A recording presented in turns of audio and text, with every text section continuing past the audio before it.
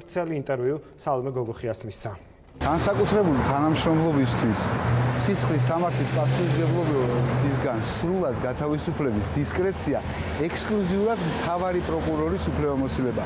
4 წლის წინ ყოფილი მთავარი პროკურორის მიერ მიღებულ გადაწყვეტილებას ერთპიროვნულს უწოდებს და ამბობს, რომ ციხის კადრების ავტორის ვლადიმერ ბედუკაძის სისხლის სამართლებრივი პასუხისმგებლობისგან სრულად გათავისუფლებას ეწინააღმდეგებოდა. ბედუკაძის სისხლის სამართლის პასუხისმგებლობისგან სრულად გათავისუფლება ჩემი აზრით არ იყო მიზანშეწონა. გლდანის მერუ დაწესებულების ყოფილ თანამშრომელ ბედუკაძესთან 2012 წლის არჩევნების შემდეგ საპროცესო შეთანხმება გაფორმდა.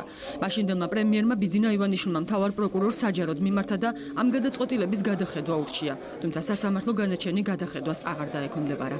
პოლიტიზაცია სამართალდამცავი სისტემის ღირს შეიძლება ღირს ბედუკაძის მიმართ დაშვებულ შეცდომად. ციხის სკანდალური კადრების ავთენტურობა საზოგადოების ნაწილი დღემდე კითხვის ნიშნის ქვეშ აყენებს. თუმცა ამ მოსაზრებას ნაცრუშვილი არ ეთანხმება. წინასაარჩევნოდ ის არც მორიგი კადრების გავრცელებას გამორიცხავს. საარჩევნო პერიპეტიების დროს შავი პოლიტექნოლოგიების გამოყენება საქართველოში, ასე ვთქვათ, სიახლე არ იქნება.